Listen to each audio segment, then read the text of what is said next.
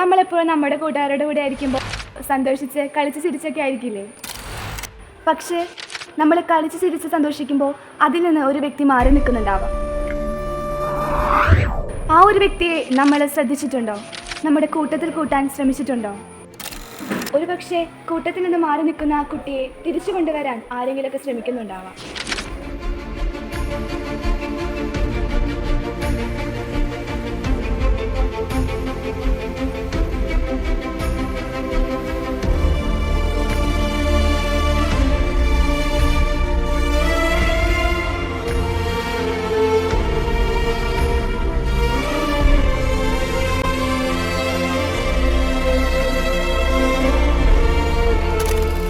അങ്ങനെ തിരിച്ചു കൊണ്ടുവരാൻ ശ്രമിക്കുന്ന ആ ഒരു വ്യക്തി നമ്മളാണോ?